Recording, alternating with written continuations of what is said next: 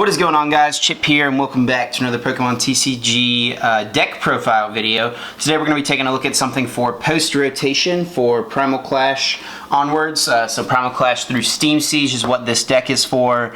It is Primal Groudon, and there's actually no cards in this deck that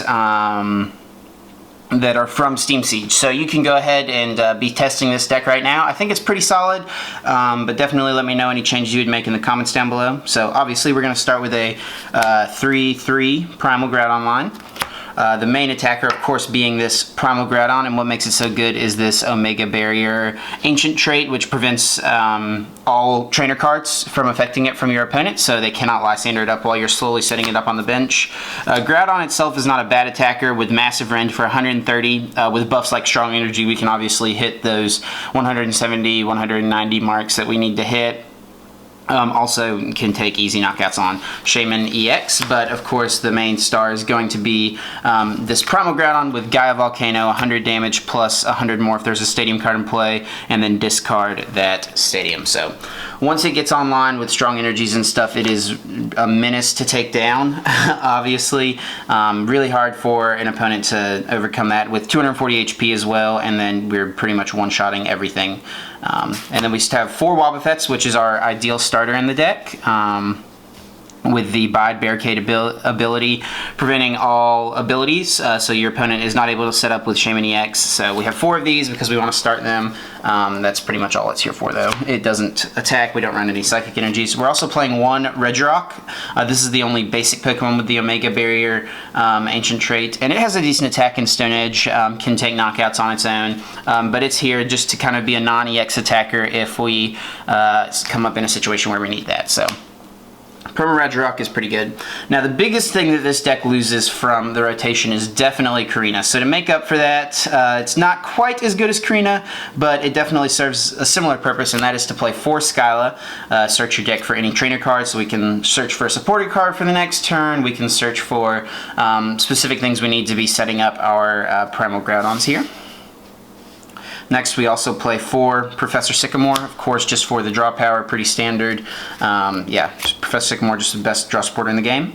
Playing 2 Lysander, just to be able to bring up our opponent's Pokemon to take knockouts. Whatever they're trying to set up, we can take knockouts also. Late, once we get our Primal Groudons up and running, we can just take easy knockouts on Shamans and other EXs and stuff. Also, it could be used early on while we have just a Wobbuffet in the active to kind of stall for a little while, so to kind of help hinder our opponent's setup even more. We're also playing 2 N just for the shuffle draw ability and just to maximize our ability to potentially draw what we need to draw.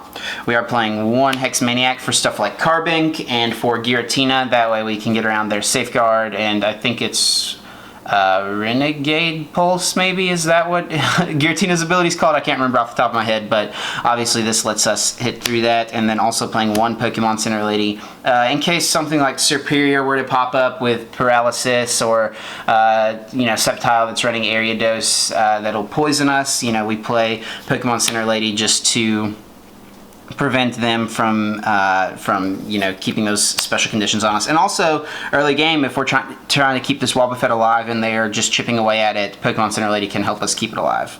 Of course, we will be playing 4 VS Seeker, just one of the best item cards in the game. Also, moving along on the items here, we're playing 4 Switch. This is the way that we get our Wobbuffet out of the active spot and get our Groudons up and going. We are only playing 2 Ultra Ball. I know that's kind of abnormal. Normally we would play 4, but that is because with this deck we are able to play 2 Heavy Ball as well. Heavy Ball allows us to search out anything with a retreat cost of 3 or higher, so it lets us search out any Pokemon besides Wobbuffet. So Ultra Ball's here pretty much the only reason, just in case we start something besides Wobbuffet, and we can search out Wobbuffet still. We are playing 1 Professor's Letter to just help us search out some fighting energies, 1 Mega Turbo, just to kind of power up that Primal Groudon 1 turn earlier than we normally would. It's just a nice one-of to have, not necessary to run 3 or 4 or anything like that. We are playing 3 Assault Vest, so something that could potentially give this deck trouble would be Mega Rayquaza just being able to one-shot, but they're not able to one-shot as long as we have this Assault Vest attached. It's literally not possible for them to take a one-hit KO on a Primal Groudon and then we easily return a knockout.